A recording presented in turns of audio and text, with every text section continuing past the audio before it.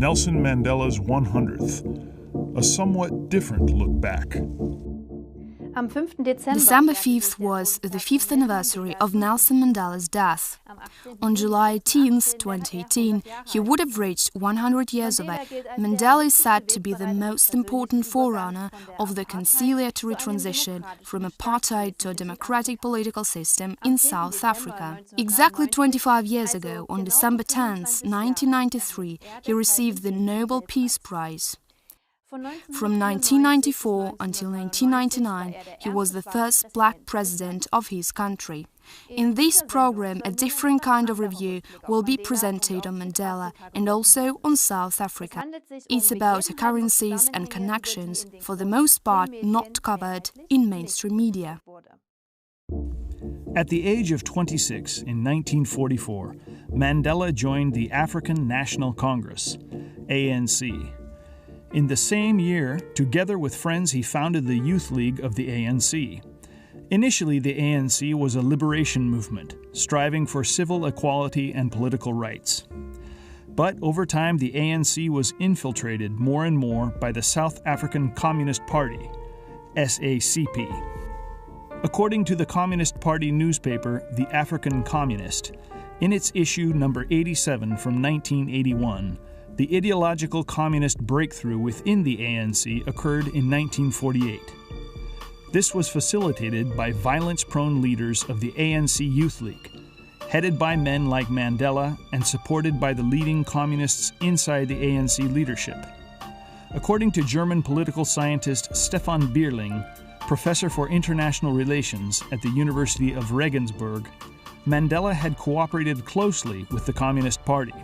Even though he never admitted this, he even had a seat in the Central Committee of the SACP, as confirmed by surfaced documents. Until the Sharpeville massacre in March 1960, where 69 supposedly peaceful demonstrators were shot, it is said that the ANC defended itself peacefully against the white apartheid government. But as shown in the book The Plot Against South Africa by Klaus D. Vaquez, published in 1988, the Sharpeville massacre has a background history which has been tacitly ignored by almost all foreign media. On January 25, 1960, in the township Cato Manor, 9 policemen, 4 white and 5 black, were supposedly horribly mutilated and cut into pieces with long bush knives by enraged and drunk blacks. Barely 2 months later, this scene still in mind, the police station in Sharpeville had to face a similar mob, estimated at 10,000 to 20,000 persons. During the night, groups of armed blacks had to be driven away repeatedly with clubs. What followed this was by no means a calculated massacre by the police, but rather a panic-stricken reaction of young police officers who were simply overwhelmed in this situation. After this, Mandela was among the first to call for the use of arms to oppose violence by the government. On his initiative, the military branch of the ANC was founded under the name Umkhonto we Sizwe, i.e. Spear of the Nation. This group, which often goes by the abbreviation MK, publicly announced its existence by perpetrating 57 bomb attacks in just one day. Concerning this, Professor Bierling said that as a resistance fighter in the early 1960s, Mandela had been much more ready to use violence than publicly known so far. Due to his terrorist activities, he was finally arrested in 1962 and remained in detention for 27 years. Because of his support of violence, even Amnesty International always refused to acknowledge him as a political prisoner. Even from his prison cell, Mandela approved the many dozens of bomb attacks in public places by the Spear of the Nation that went on until the year 1990 and which cost the lives of many innocent people. After the mid-1980s, the white minority government offered him release from prison if he would express himself against armed action. Mandela refused. However, his release in February 1990 was no longer tied to any conditions.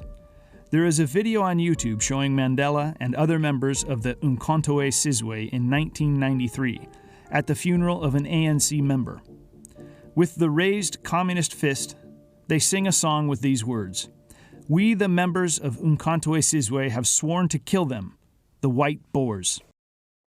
Mandela and the ANC did pretend to be for peace, reconciliation and democracy. However, their deeds reveal a completely different picture. So it is not astonishing that the Swiss Express Zeitung from October 20th, 2018, wrote about the then strong white independent government of South Africa that it was supposed to be deliberately overthrown because it disposed of one of the biggest gold deposits of the world, as well as many other most valuable natural resources. In particular, this government had turned into a main obstacle for the architects of a global socialist world order.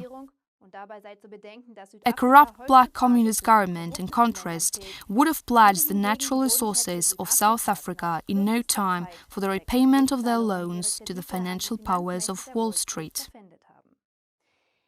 The theory that Mandela and the ANC had been instrumentalized by global manipulators in order to weaken a strong white government is even more sustained when comparing living conditions during the time of the apartheid government and afterwards. Living conditions during the apartheid government, as described by Professor Jet Smock after his visit in South Africa in 1986 in a publication for American students. The wages of black people in South Africa are 3 to 4 times higher than those in the rest of Africa. Black South African workers have virtually the same rights as American workers. In South Africa, there are more black women in sophisticated professions than on the entire remaining continent.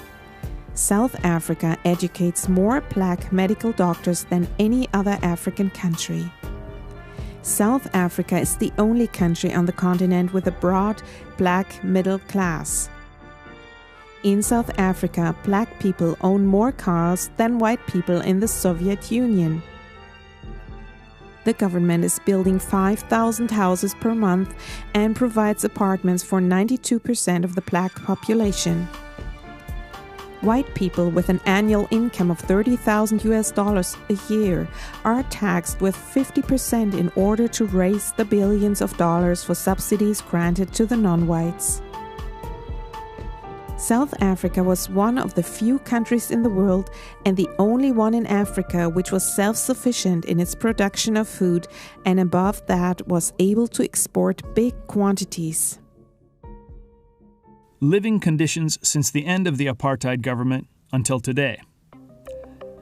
After only 8 years of ANC government, crime had increased to such an extent in South Africa that the state sought to stop publishing crime statistics. Under the ANC government from 1994 till 2017, according to the South African police, more than 420,000 people were killed, among them more than 70,000 whites, of which included around 5,000 farmers, also called Boers. 95% of them were killed by blacks. In comparison, under the apartheid government from 1948 till 1989, some 20,000 people were killed. Moreover, between 1994 and 2017, 650,000 rapes were reported. The estimated number of unrecorded cases was said to be up to 20 times higher. Today, South Africa's social conditions are the most unequal in the world. 60% of the national income goes to the top 10% of society, while the lower half of the population lives below the poverty line. Thanks to programs such as Black Economic Empowerment, a number of former ANC officials, union leaders, and black businessmen have become millionaires. South Africa is among the countries with the highest unemployment rate. In 2018, it reached 27.9%. Nearly 7 of 10 youths in South Africa are unemployed.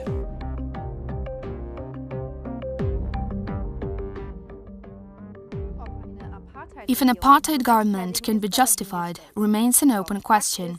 But as the Express Zeitung wrote, it is a fact that for some South Africans, regardless of their skin color, the progressive decline of the country is the reason towards the return of the apartheid times.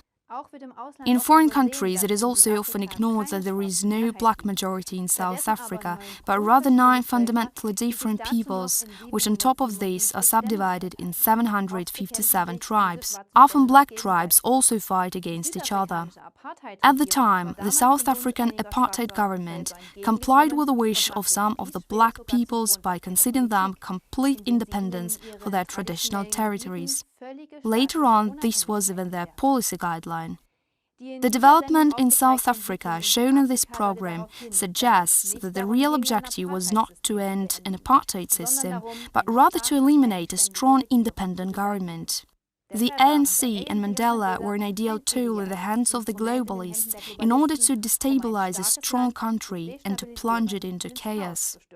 Since the end of apartheid, an eventual reconciliation between whites and blacks, as attributed to Mandela, is barely visible. In reality, blacks and whites are being stirred up more than ever against each other in order to keep the country dependent and weak. This is the only way that an actual sovereign and independent country subordinates itself willingly to the global one-world order.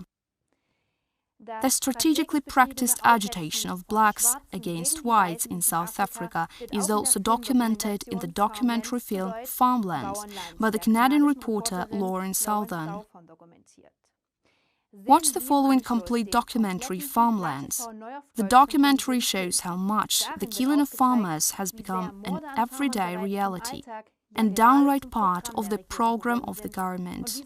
Even now, precautions are being taken for a civil war.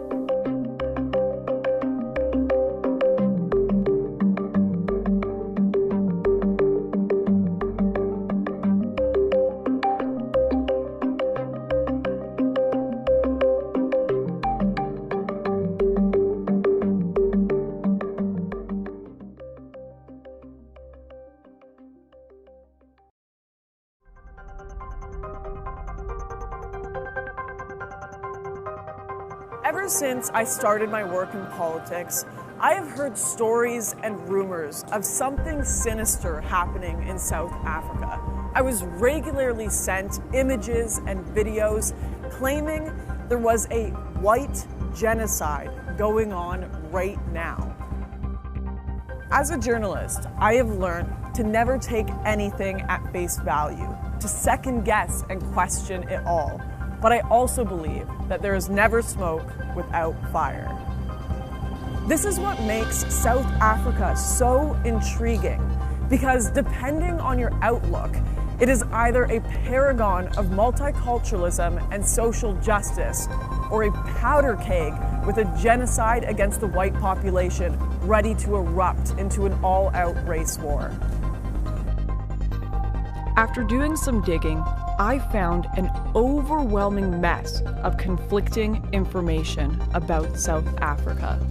Political turmoil, disappearing government funds, widespread corruption, and the sense that those responsible are never quite brought to justice.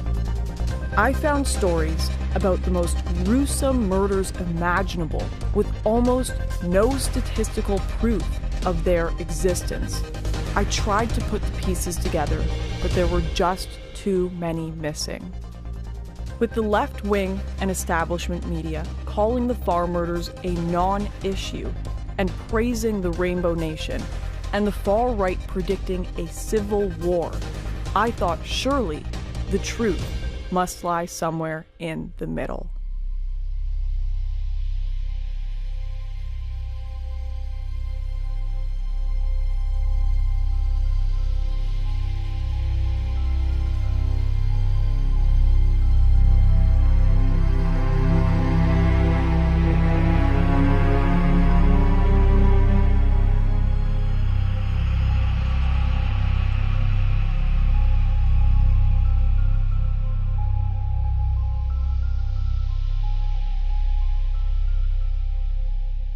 To understand South Africa today, we have to understand South Africa then, 366 years ago to be precise, when the wheels of history were set in motion. It all begins in 1652, when the Dutch East India Company, or the VOC, became the first European group to establish a permanent settlement on South Africa's western coast. At this time, the rest of the country was inhabited only by the Khoisan people, an ancient nomadic group who foraged the land long before the black tribes migrated south into the modern-day KwaZulu-Natal. The VOC made its first purchase of land from the Khoisan people in 1671, establishing the Cape Colony in the areas surrounding what would become Cape Town. But it did not treat all under its rule well, and many children of the settlers were born into indentured servitude. Seeking a life beyond the VOC, a group known as the Trekboer set out beyond the borders of the Cape Colony in search of a free, semi-nomadic farming life in the country's interior.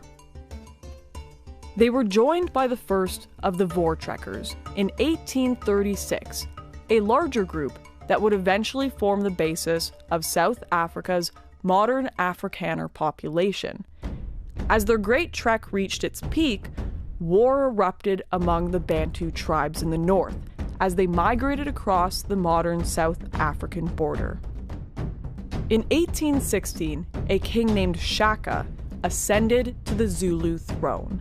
Within a year, he had conquered almost all of the neighboring tribes who were vying for control of the region.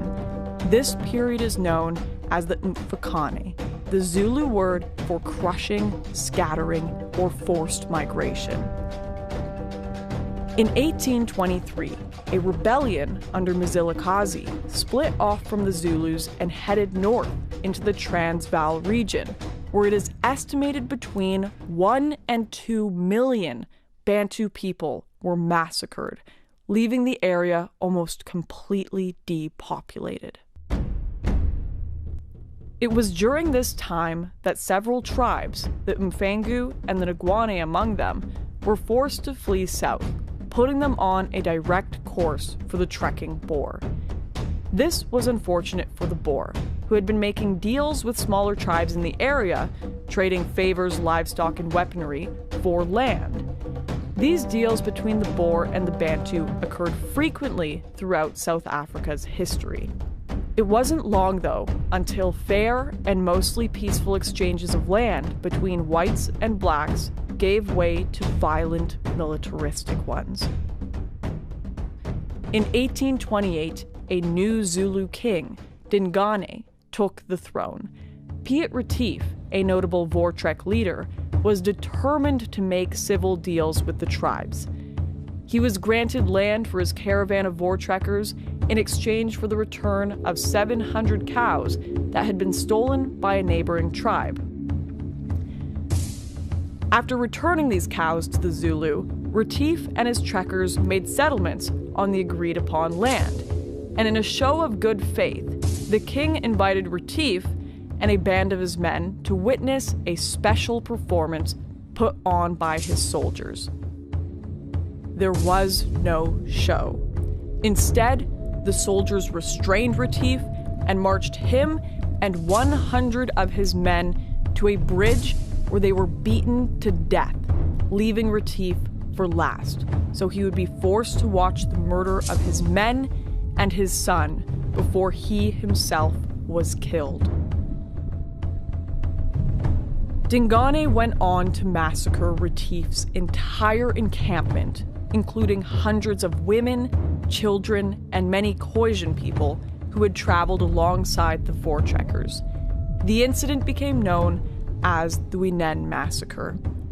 While the Boer advance across the country was mostly peaceful, the Bantu tribes fought ceaselessly, killing white, black, and Khoisan people wherever they found them. In 1910, following the surrender of the Boer to the British, the Union of South Africa was formed. It comprised all of the now established colonies and united them as one legislative union. For a time, separation of blacks and whites was only a social convention, not the rigidly enforced legal structure it came to be. But after the election of the National Party in 1948, what we now know today as apartheid, a word that quite literally means separateness, was formally introduced across South Africa. A slew of new laws, including bans on mixed-race marriages and the Population Registration Act, which required people to register as black, white, colored, or Indian, were all introduced. And many of the descendants of the Bantu tribes were moved to the Bantustan areas, known today as the Black Tribal Homelands. In all aspects of life, blacks and whites became separated, often almost entirely. In the 1970s and 80s, apartheid became the focus of a global pushback. The UN brought sanctions, while internal resistance to apartheid began to find greater support. In the face of both peaceful and violent resistance, the National Party began a brutal crackdown. The crackdown only radicalized South Africa's anti-apartheid activists even further. In 1961, Nelson Mandela, then a member of the South African Communist Party, co-founded the Spear of the Nation, the armed wing of the African National Congress that rules the country today. The group, often abbreviated to MK, publicly announced its existence with 57 bombings on one day. Ultimately, with the help of the CIA, Mandela was arrested and spent the next 27 years in prison. During this time, the resistance to apartheid only became more radical. In 1986, Mandela's wife Winnie publicly endorsed the new trend of necklacing, a form of execution used against blacks thought to be collaborating with the government. They would be forced to wear a rubber tire filled with petrol around their chest or necks before being set ablaze. Eventually, following international pressure and the fear of a race-based civil war, the National Party released Mandela and entered into negotiations with the African National Congress, formally ending apartheid in 1991. 3 years later, Mandela led the party to victory in South Africa's first multiracial election, securing his presidency and bringing about a new constitution, emphasizing racial reconciliation. South Africa is a young democracy, and the country still faces great obstacles, like deciding who has the right to parts of land still owned by the Afrikaner minority, something that has come to be known as the land issue, and which is tied closely to attacks on farmers. It is this divided South Africa that I am stepping into today.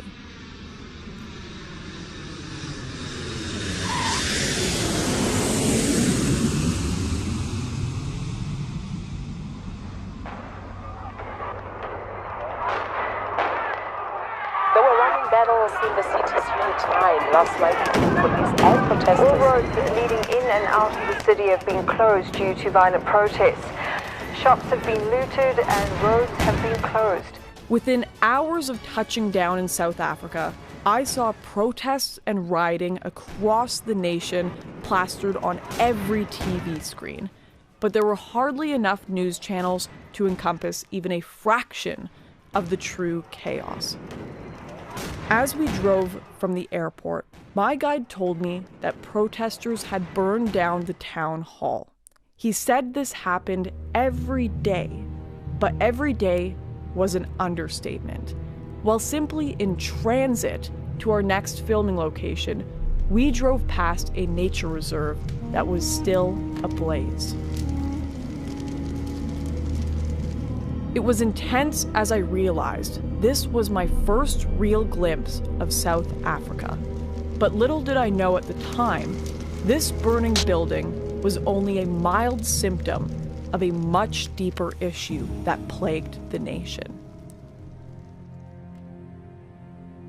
It's an ongoing thing, you know, people get discontented and they destroy. There's a sort of a schadenfreude in the thing, not because I say so, but because a casual examination of the thing reveals that it's true.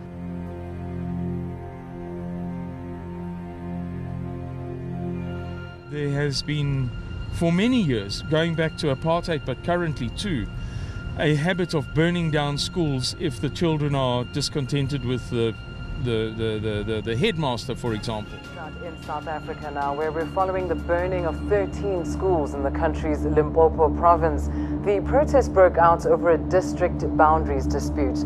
Protesters say moves to include their neighborhoods into a new municipality would delay efforts to get them better housing and water.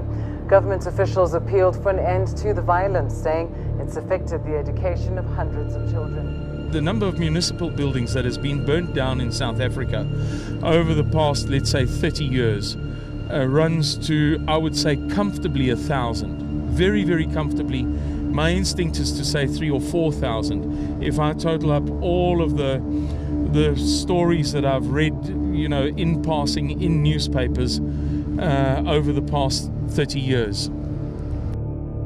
Well, I had come here to investigate the farm murders. I quickly learned the problems here were far more prolific. On average, the country sees 32 protests over schooling, education, land, and infrastructure every single day. And the cost of damage to South Africa's university buildings alone has already soared well above $45 million US. There was clearly more at play here than I first thought, so I pressed on, determined to find the truth. When investigating the farm murders, I was met with a remarkable scarcity of information. The government statistics did not report any rise or increase, and the BBC and other mainstream outlets echoed this position. I wanted to know why the murders of South Africa's rural white minority were so different from the rest of the crime in this country. And when I dug deeper, I discovered the Blood Sisters, an organization that works with government contracts to clean up crime scenes across South Africa. And I figured surely, if anyone, they would know what the reality of these numbers really looked like. My name is Eileen de Jager. I'm one of the Blood Sisters, known in South Africa. We are a nationwide leader in crime scene cleanup. Have you seen an increase in these kind of attacks in recent years? Absolutely. 18 years ago when we started this business, there was attacks. According to our knowledge and what we experienced, they started weekly. We would get one call a week to come and assist at either farm attack or farm murder. Now it's daily. It's definitely daily. It's increased unbelievably. Between 2012 and 2016, the attacks on smallholding farms or properties deemed as a farm or an area non-residential has increased by an average of 72.9%. The figures that I've just given you is according to our statistics. Government statistics will differ. I don't suppose you can tell us much about why that is. Well, we don't. I don't work closely with them because we don't do every scene, but their figures are funnily enough lower than ours. I don't have a particular reason for that. I don't wish to divulge on that. Okay. This was the first time on camera a qualified government associate had confirmed my worst fears. Not only are the farm murders real, the genuine numbers are much higher than we imagined. But I wanted to know more. In a country that already has extensive murder rates, why are these so much worse? Farm murders are one of the most gruesome kind of crime scenes that we have to deal with, especially, in South Africa. Farm murders are intentional. It's not robberies. It's intention. The intention of the attackers is, according to us and what we've seen, is to kill. It's been classified, especially on the crime stats as well, that it's attacks or robberies, burglaries. But because there is no statistic for farm murders currently in South Africa, the brutality of the farm murders in South Africa is undescribable. We found pieces of nails being pulled out. We found hands being removed from bodies. We found people raped, murdered, brutally murdered, babies, children, the farmers trying to protect their families, and there's just no stopping. The farm murders are brutal.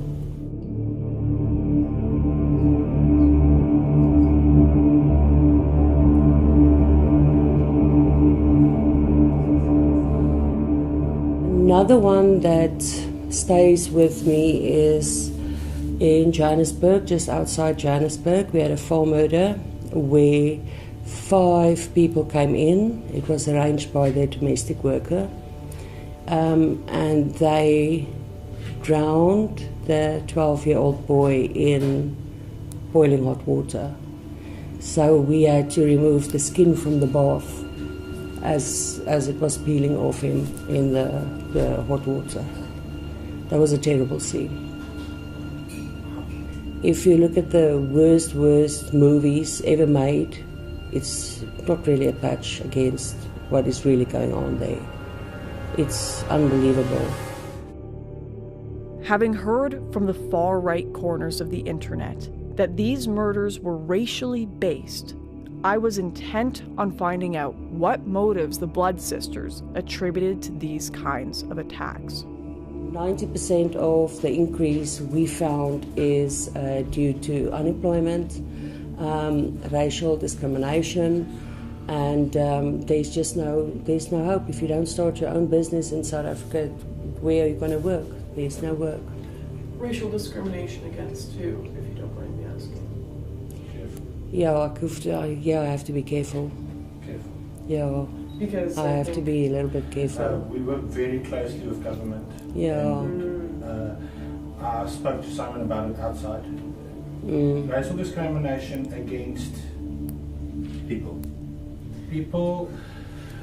I know what you have to say, and no, it's okay. We have to be so careful. Yeah, I have to think. We love everybody to hear what we have to say. We want to say so much more, but we have to exercise so much restraint. Anonymously, stay behind and work. I will tell you a lot of stuff. I knew I had to investigate further. I had to meet the families caught up in these attacks. So I traveled to the heartland of South Africa, where these murders take place every single day. The history goes back. We are now 3rd generation on this farm. 3rd generation. My grandfather arrived here in the 1800s. He died of a heart attack, and then my dad inherited this portion, and his brother inherited the top farm, which my dad eventually over the years bought back. So it's been in the family for more than 100 years. Myself and my 3 siblings grew up here, went to school in Graafnet, which I'm sure you came through, and then went to study in Cape Town, and yeah, it was always our dream to come back, and it was always the intention to come back, not under these circumstances though.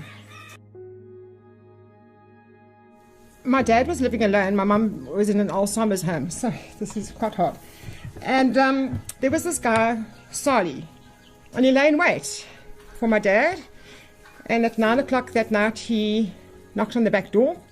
My dad opened the door, and he shot my dad in the stomach. My dad managed to get to the phone to phone my aunt, and then he phoned the neighbour and said, "Listen, I've been shot." And the neighbour could hear the rest of the gunshots, and then the phone went dead. There were 8 shots.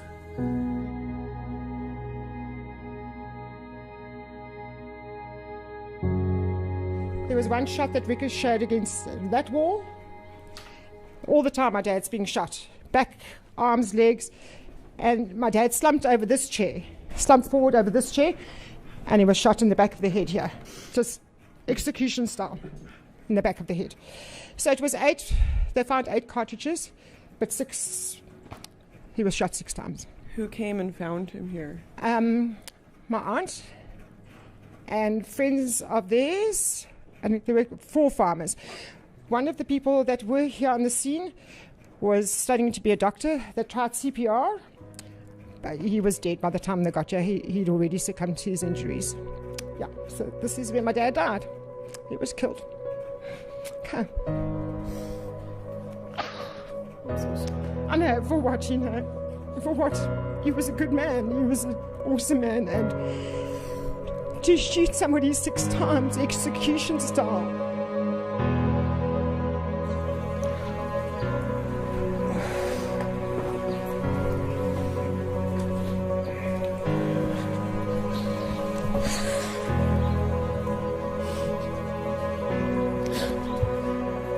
You think it gets easier, and it never does, unfortunately. My dad was, and Louis will back me up, and everybody will back me up. My dad was the most loving person. Cold-bloodedly just gutted for, and so all they took, about 20,000 rand in the safe. They took that, helped themselves to food in the fridge, and then hit the road, and then bumped into, or saw all the farmers arriving, and ran. And they spent the night, the 2 of them, at one of the farms, and got back to Aberdeen. And by Saturday morning, the farmers had caught both of them. The farmers, not the police. The farmers. It was a tip-off. And the farmers caught them, and eventually the police apprehended him. So were these people brought to justice? He got 15 years. 15 years. So, you know, if with these 15 years, he can sit for six years, and he'll come back. And he'll probably come and kill us, or kill another farmer, because he knows how easy it is, that he's got away with it. But no remorse whatsoever. Nothing. He spun so many stories in court that the judge eventually just said, rather keep quiet because I don't believe you.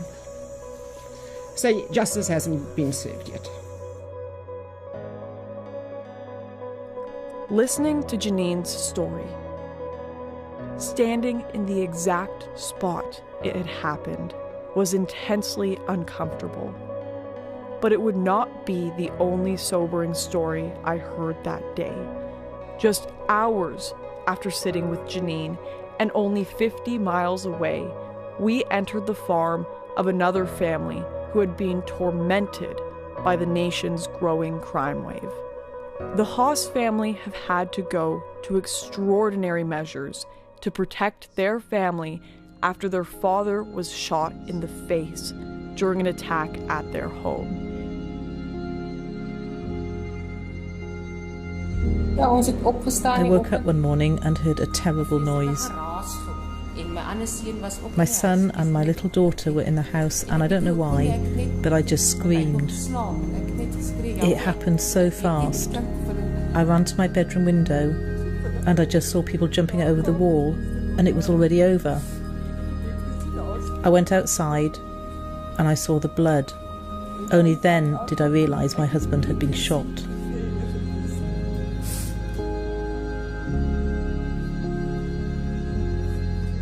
The marks are still on the wall.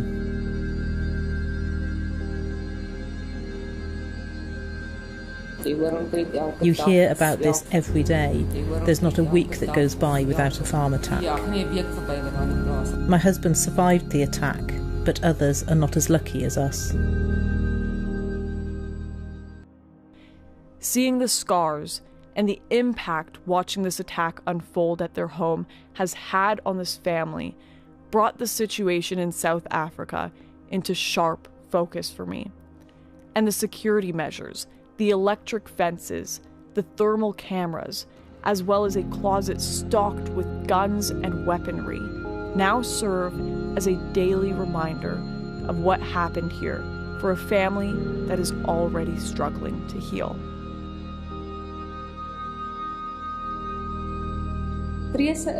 During the week, I'm alone here. My kids go to boarding school, and I almost never go out. I always lock everything. It's had a huge effect on my life. My fears are for another attack. My peace has been stolen. I just never feel safe in my own home.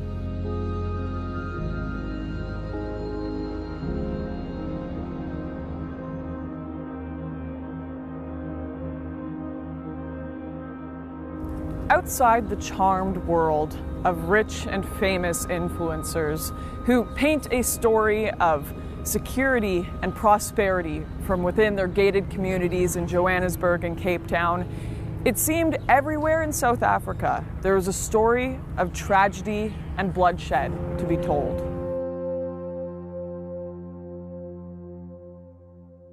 Yes, my mother-in-law was murdered here in 2008, January 2008.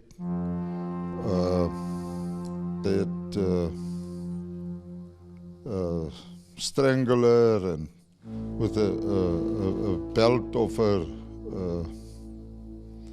a belt around her neck, and they take out her eyes with a fork, and they prick her with a fork. Her whole body was pricked with a fork, and it was very cruel, very, very cruel.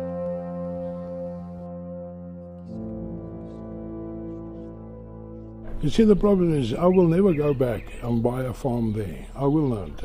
It's too risky, too capital intensive, you know, to make yourself safety, because you're not safety even you're on a tractor. Doesn't matter where, because they ambush you.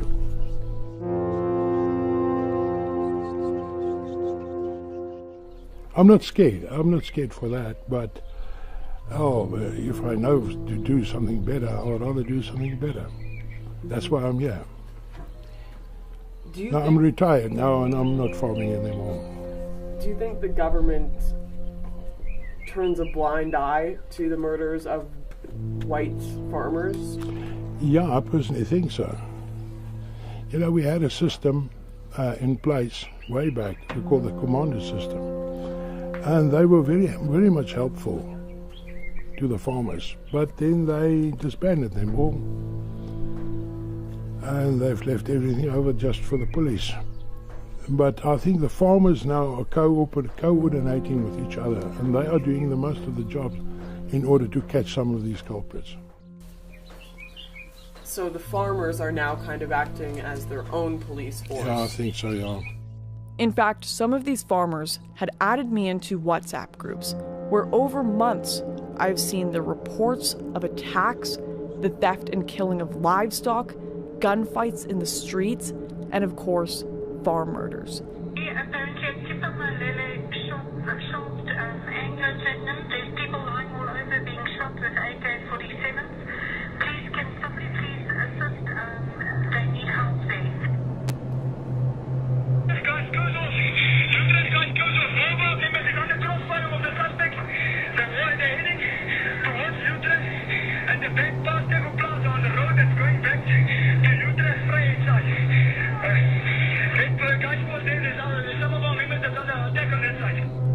In these groups, I saw firsthand the lengths of coordination these farmers must go to in order to deal with their situation alone.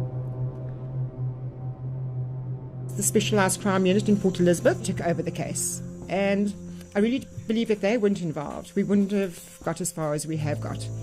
But now they've been told, this is specialised crime, they've been told not to do farm murders anymore. They're not allowed to do farm murders.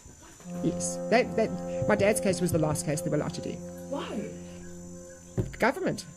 The government has... They said the serious crime can't look at farm murders anymore. These stories of government failure are heartbreaking, not least of all because these farmers are left feeling helpless and alone. I was due to move on to the last leg of my journey when I was introduced to a man named Louis, who lost everything in a drought that hit his region. Basically, we are in a drought, and the state has declared it a disaster. They allocated 375,000 to our district, but it did not reach us. Nobody knows where the money is, but it has obviously been stolen, and it's made everything much worse. Louis showed me around his farm, where the effects of the drought were a striking sight.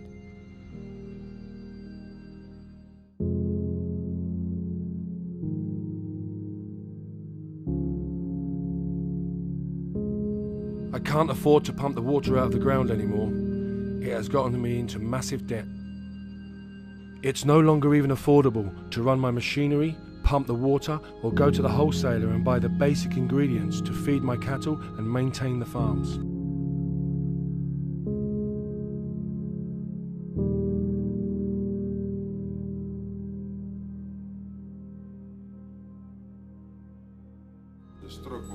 It is all totally pointless. My farm used to be a green oasis. It used to be a healthy, perfect farm. Now it has all turned to dust, to barren wasteland, with piles of bones from the sheep I once had, who died of thirst. Over the past few years, the South African government has used its black economic empowerment policy to coerce utility companies into depleting the number of white workers to reflect the racial makeup of the country. In reality, this means that companies with government contracts must shoot for a goal of a workforce with no more than 8% white workers. Since these mass layoffs, filling engineering and other high-skilled positions has been difficult, only worsening the water crisis and causing serious ramifications for the country's white farming minority. I could no longer afford to maintain my old home, so it fell into disrepair, and we now live in a much smaller shack down the road. There is nothing left of that house. The floors have rotted, the walls are breaking. The place my children were born, the place my wife and I built from scratch and used to love, it is now just rubble. This is happening to everyone, everywhere here. You drive up and down these lands, and all you can see is dilapidated farms.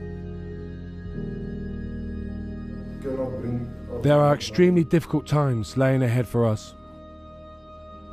Everything points towards them trying to break us.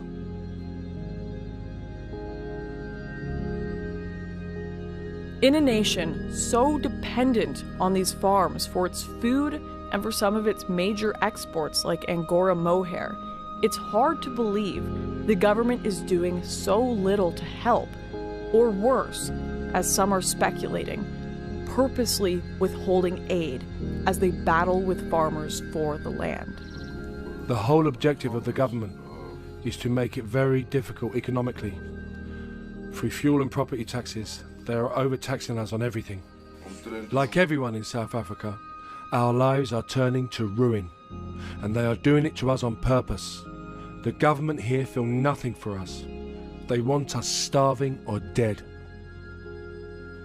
It is a strategy they have been working on for years.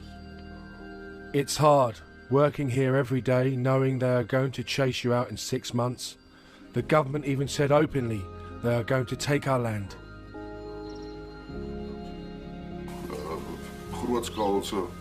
I will never recover from this. I just hope my children can have a better life one day. Spending time with Louis on his dying farm has been a truly heart-wrenching experience. Not only are these farmers forced to live with the constant fear of break-ins and some of the most gruesome crimes imaginable, but every day has been a struggle, even just for the survival of the very land to which they are so deeply rooted.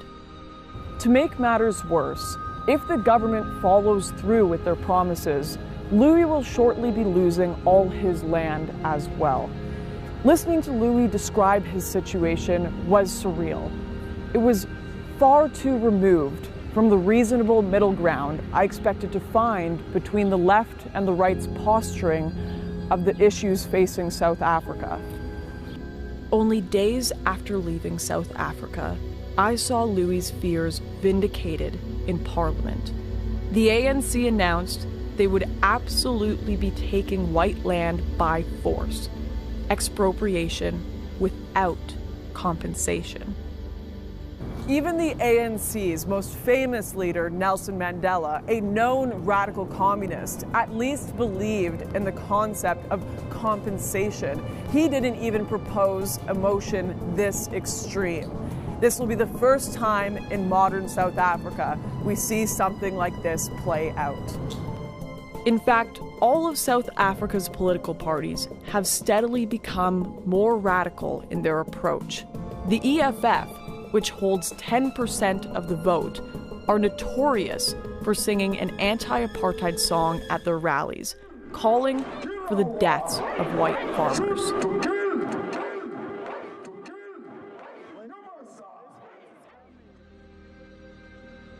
The situation has now become so dire that nations like Australia have begun considering giving refugee status to white farmers, while others within South Africa hold mass protests before the plasmoord, the Afrikaans word for farm murders, reaches a point of no return.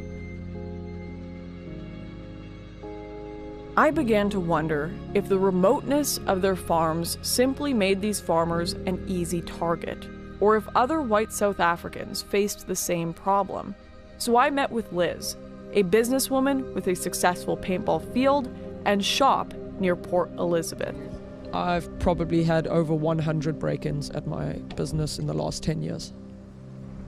I've been in 2 armed robberies at my work, so as we were closing, guys just roll in and basically pull out a gun and take all your stuff. In one of the armed robberies, one of the guys was beating me with a metal pipe over my head so that you just shut up and be quiet and just subdue any they basically just don't tell you to be quiet, they just make you be quiet.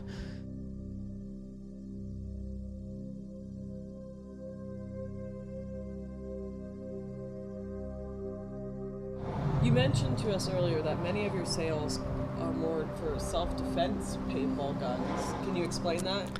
Basically, a lot of people are getting robbed these days at their homes and at their work, and they buy paintball guns with solid balls and pepper balls because it's a non-lethal defense form. You don't need a license. Getting a gun license in South Africa is very time-consuming, very costly, and you're not guaranteed that you're actually going to get a license. So a lot of people are buying paintball guns from us to basically shoot anyone who's on their property or trying to get on their property with a solid ball that's basically made of nylon or fiberglass, and it's like a deterrent. Things have gotten so bad that Liz has been forced to bring armed security for her daily cash out. Sometimes, when we're busy, then my dad will come to the range and basically bring his gun, and then we just have that as a extra precautionary measure because you never know what's going to happen. It's like the Wild West at times. Some people watch Wild West movies.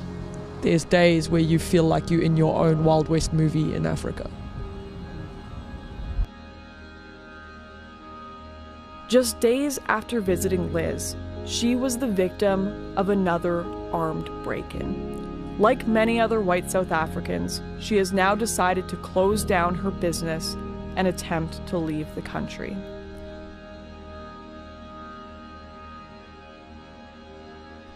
South Africa's white population has fallen by 23,000 in the last year, and with the recent surge in murders and the announcement of land expropriation, that number is expected to skyrocket before the end of 2018.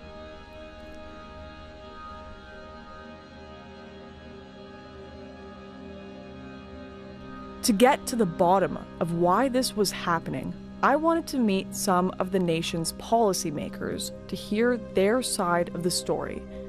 So I managed to secure an interview with Thabo Mokoena, a powerful businessman and a member of the ruling party's provincial executive committee, and someone I have been advised is a major force within the African National Congress.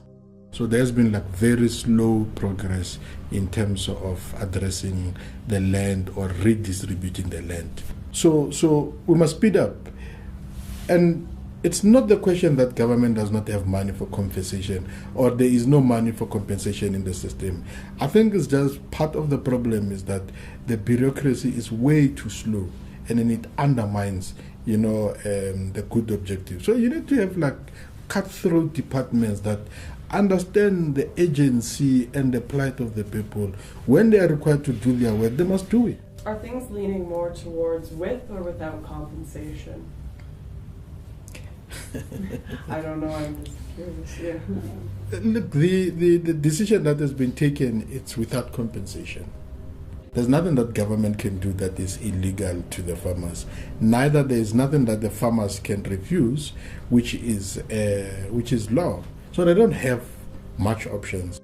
It is not the intention of the ANC to go and grab the land illegally and then that type of thing. No. We will do it within the prescriptions of the laws of this particular country.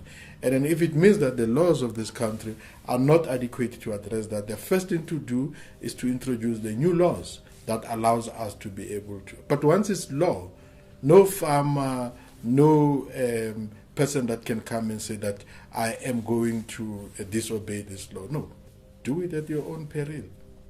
This seems to be the official party line. Don't worry, everything is fine. Ignore, cover up, and don't mention it. But former financial advisor to the ANC turned political activist Simon Roach has spoken out against this approach in recent years. Our economy is imploding. The value of our currency has deteriorated dramatically, almost unbelievably. We've been downgraded to junk status. We have an official unemployment rate of about 38%, just over 38%, but an unofficial, in other words, the non-government sources say that it is certainly 50%. We have about 16.3 million, in fact 16.3 million people on social grants and an income tax base of 3.1 million people. Taken together, these are the reasons we believe there will be a civil war. And I'd like to add a final anecdote. We recently had a protest in South Africa against farm murders. The protest was called Black Monday. And afterwards our Minister of Defence said that if whites stage another such protest, they will bring a civil war upon themselves. They will provoke a genocide. Like the wider situation in South Africa, my conversation with Thabo quickly became messy and confusing, something I began to believe was a tactic to avoid confronting the reality of the situation. The implications of this tactic became increasingly concerning throughout my trip. To simply ignore racial tensions, economic and energy crises, and of course the farm murders seemed shockingly irresponsible as the evidence on the ground continued to mount. It was at this point that I discovered another phenomenon sweeping the country: white squatter camps. So I went to one such site to investigate it for myself. This squatter camp, just outside the nation's capital, is one of many across South Africa and is home to some of the country's most disadvantaged people, many of whom have struggled to find work, basic medical care, or even shelter because of the country's black economic empowerment laws. It is built on the site of an old dumping ground and is home to around 60 people, most of whom are children. We're okay to film? Yeah. Yeah? Okay. All right, this is Donnie. He's going to be your tour guide. Hi, Donnie. Nice to meet you. Yeah, well, the place is about people that haven't got place to stay, that stays on the street. So we help them, and there's some of the people that is coming in that's got drug problems and all that. We help them with it, and especially women that is abused with children, and we help them with that. That is what we are doing here. So, and from the public side outside, we don't get any support. So the men here, we are working. We love to do it because, especially women and children, they don't get any support from the government. They don't get support. And we haven't got power or lights, electricity we haven't got here. That's why we got water, but Kobus is supporting us with the water, so he's paying that damages out of his pocket. Could you tell us just in simple terms why this is here? Because there's no help for whites in South Africa, not so all, nothing. So our whites land on the streets, they ran to squatter camps because they know there's food and clothes. That's why I started it. Who builds these houses? You guys do? Ourselves. Yeah. We do it ourselves. We do it ourselves. There's this one guy staying here. Look at this room. One guy.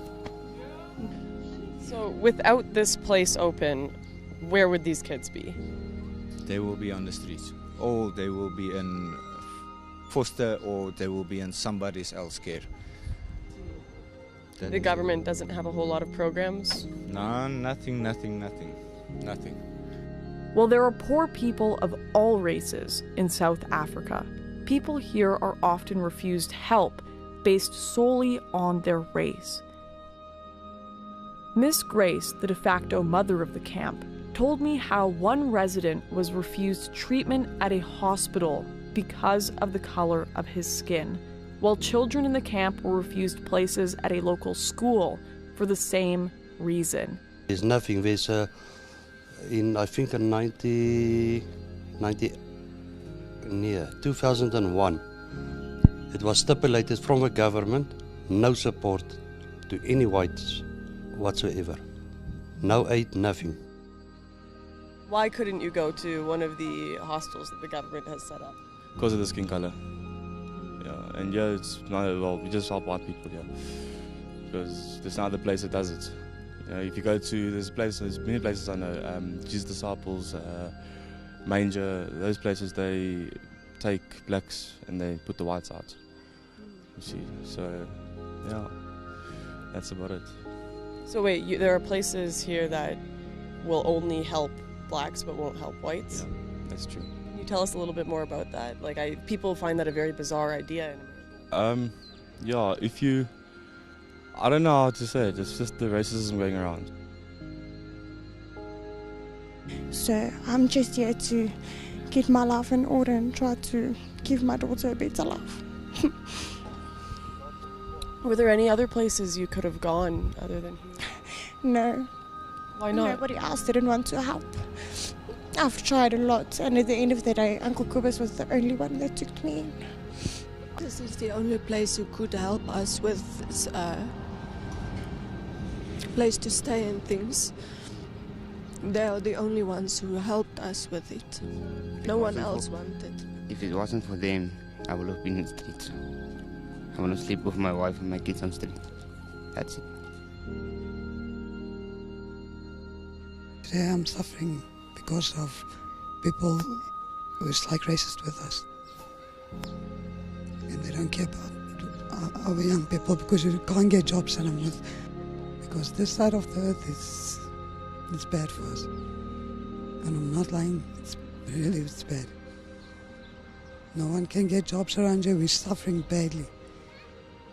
Even the youngest kids. I've got a 5-year-old, 2-year-old. I don't know how I'm going to give them a life around here. Well, where we lived, things were very dangerous. The one day, there was black people walking in the street and they shot through our windows. And I went and the police did nothing. You can't even walk in the streets around. At night, during the day, they always rape you or they beat you up. They're swearing at you in the language. They know you don't know the language, but they will come and swear at you, breaking you down around you. You don't feel like a person around you anymore. So they're making sure our people, we don't have a life anymore. They will make sure about it. This is just one of dozens of camps like it in South Africa, a growing testament to the resentment the country's white population now faces. In order to learn more about why anti-white racism is thriving in the country, I spoke to the deputy president of Black First, Land First, one of South Africa's more radical political parties. Last year, Andile Mqitama founded the Black First, Land First, which he says aims to put land and the economy back in the hands of black South Africans. BLF is taking... We have to fight in order to attain freedom as the black majority in this country. And the fight has to be located in taking back the land and expropriating back into the people, in seizing the means of production and expropriating everything, or rather redistributing everything equally.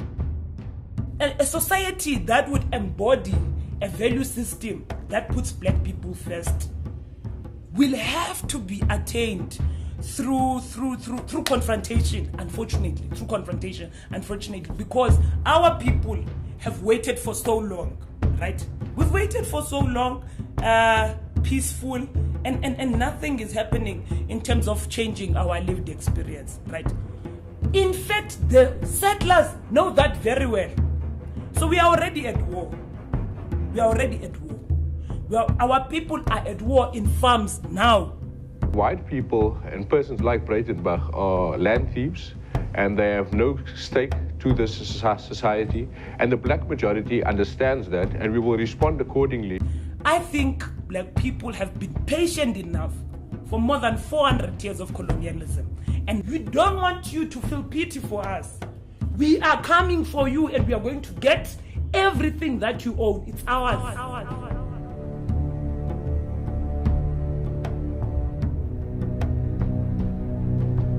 During my trip, I was worried to see views like these so readily accepted and even celebrated on television and in the print media, particularly given the truth of the history of the Boer people. But is there a solution?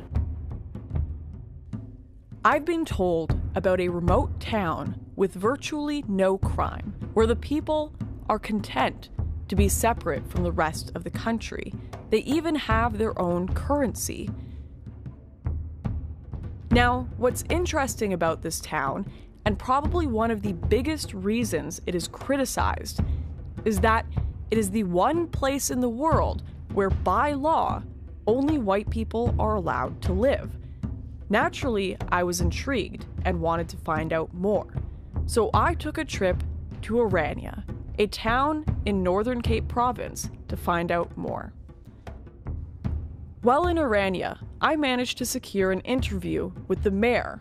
My guide explained to me that Mr. Boshoff had turned down interview requests from mainstream news outlets like CNN and BBC, so I took the rare opportunity to sit down and discuss his vision for the town on camera. The Orania movement is 30 years old this year. It was created in 1988 when it was quite clear that minority government in South Africa was unsustainable and that some agreement needed to be reached with the majority of the population. One line of thinking was that human rights and constitutional guarantees would suffice to look after Afrikaners' interest in South Africa. It was clear to us and our leaders at that time that it would not be sufficient, that in Africa especially a constitution is not always worth the paper that it's written on, and that we really needed something more structural, more concrete. One thing that really stands out here is the near total lack of crime. Everywhere I went, people left their cars unlocked with the windows down. I was struck by the sight of a moped with the keys left in the ignition all afternoon in a country with some of the highest crime rates in the world. Let me say with a certain amount of pride that if it's not zero, it's quite close to zero.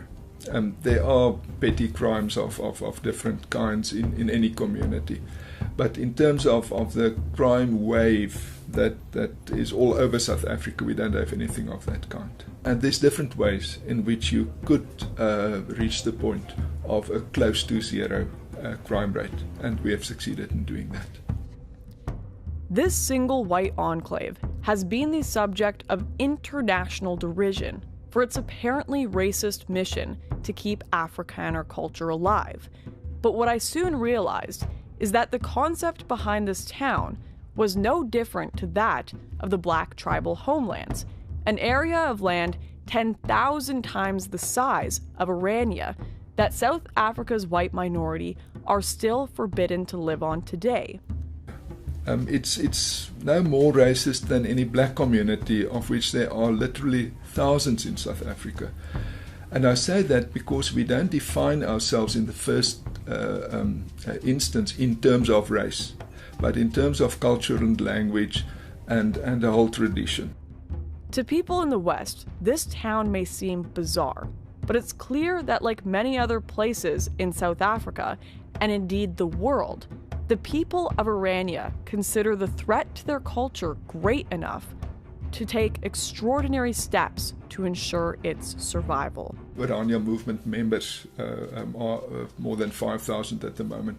So it's small, it's relatively small, but nonetheless, we've created a kind of alternative that is ready to grow.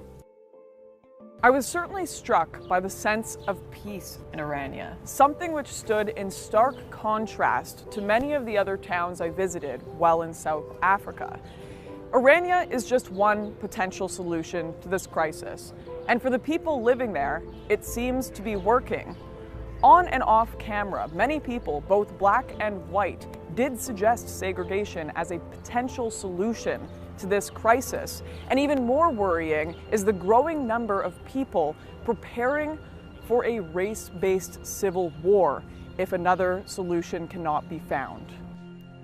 Simon is now one of the senior members of the Sightlanders, the world's largest non-state civil defense force, a network of around 200,000 members who believe a civil war is coming, and their only option is to be prepared. Simon invited me to the home of one of its members to take a look at the kind of preparations these people are making. Okay, so these are the preparations of the Erasmus family, which includes a hydroponic system to be taken with them in their vehicles in the event of a civil war, a nationwide anarchy crisis. And these will be laid in their vehicles and taken down so that they can start crops from scratch in any remote area as long as there's water. So they have five cars in their clan, you could say, and then they have that truck that will carry a whole lot of stuff. When they move out, they're building a sort of canopy for the truck for refugees that they will pick up. It's obviously just in the early stages. That's a dryer for all the veggies. You can even dry meat inside it, you know, and prepare that food. You know, that can keep us 2-3 years, definitely. The family doesn't use it for its day-to-day use. It's specifically a preparation for a nationwide anarchy situation. The scale and thoroughness of these preparations would make you think the apocalypse is just around the corner, but Simon assured me that these were only the preparations of one of thousands of others across the country prepping in the same way. In fact, every year the Sightlanders hold a huge evacuation drill where different groups from across South Africa carry out a complex run-through of their plan for when civil war breaks out, something they believe is inevitable. All this talk of civil war seemed extreme, so I asked Simon how he thought South Africa could go down such a dark path. I think, Lauren, that it would be a very spontaneous, sudden thing for the simple reason that South Africa is a bubbling cauldron at the moment. You have seen across South Africa these spontaneous events where people run into a bunch of H&M stores and smash them down. You've seen for yourself this very morning. We arrived on the scene a very short while after a nature conservation facility had been burnt to the ground by disgruntled neighbors. Perhaps it was people who felt that they were owed more jobs or something. We don't know. These things happen so quickly, and so many people are embittered at the moment. Our government is woefully unable to provide modest governance. The Sightlanders have been criticized by mainstream politicians and media alike for their dramatic approach in dealing with the country's problems. But as the crime wave deepens, and the government's anti-white rhetoric is now being realized in legislation to take white land, I have to wonder, if we were in their shoes, would we be compelled to act in the same way? And could the Sightlanders be preparing for what is becoming an ever more realistic bloody future in South Africa? What I found most striking about their preparations was that we did not uncover a mass amount of weapons or offensive materials. Instead, we came upon first aid kits, a hydroponic system, and plenty of survival equipment. In fact, every year the Sightlanders hold a huge evacuation drill where different groups across South Africa carry out a complex run-through of their plan for when civil war breaks out, something they believe is inevitable. Lauren, Sightlanders organization is the first line and the last line of defense in the event that our worst fears are realized and a race-based civil war engulfs South Africa.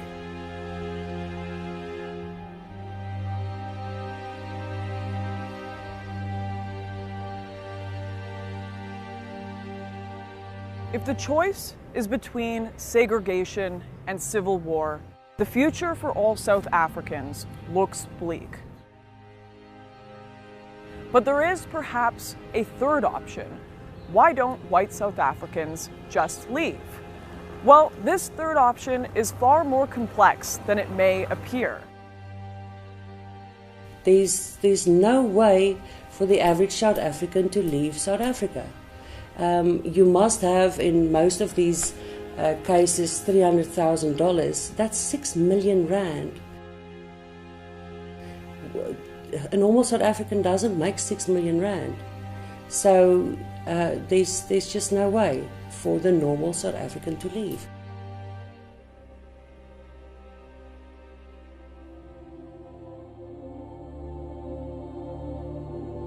The Afrikaner people are not recent migrants. Their South African roots date back hundreds of years. They have evolved their own language, their own culture, and are living on land that their families have farmed for generations. Land that was not stolen. I don't blame those that want to stay. There's something biblical about South Africa. You can feel it in the air. Their history lives in the very soil they work every single day, and many will not be convinced to leave it so easily. Beyond this, for those who do wish to leave South Africa, the process and costs have made it nearly impossible for the most vulnerable to travel beyond its borders. If I can get a chance, I will go. If I can get a better life that side of the seas, I will go. Me and my 2 kids, I need a life to make for them. Because my life is ruined because I don't have a job, there's nothing out there. I want something to happen for them. Because they're still young, I need to get it for them to have a life. Because if they don't have a life, what is going to happen? The blacks is going to kill my kids. There was rumors around here. They said it's going to come in, I don't know when. I don't know which, like Zuma, or, you know, I don't know if it's Zuma or what, Malema or whatever kind, said if he takes over, he's going to kill our whites.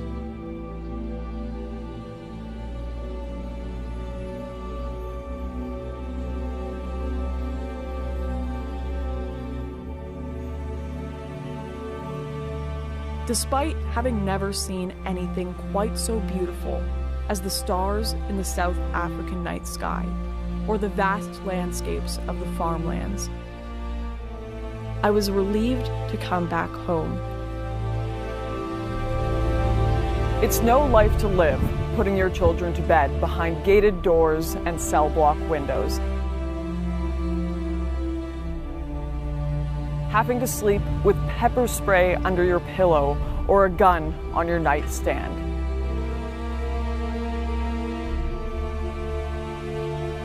Leaving this place is a luxury these people do not have. My South African journey came to an end, while the people I met are stuck in a home that no longer welcomes them, where they must fight to justify their very existence to a hostile majority. Does this amount to genocide? Not yet, but according to organizations like Genocide Watch, and taking into account everything I have seen and heard on the ground, South Africa is stepping closer to that reality every single day. But could there be a light at the end of the tunnel? Coverage of the issue has thrown these farmers and the wider Boer population into the global spotlight, as mainstream media like Fox News, BBC, and even CNN have begun to report on this crisis. And with this story set to play out on the world stage, it will be for South Africans to face their future. But now, at least one thing is certain. With the world awakening to the plight of these people, they won't be facing it alone.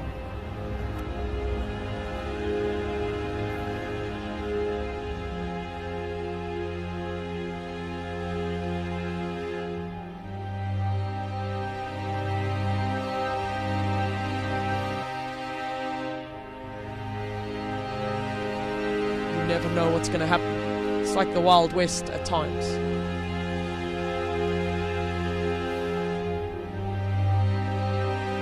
Some people watch Wild West movies. There's days where you feel like you're in your own Wild West movie.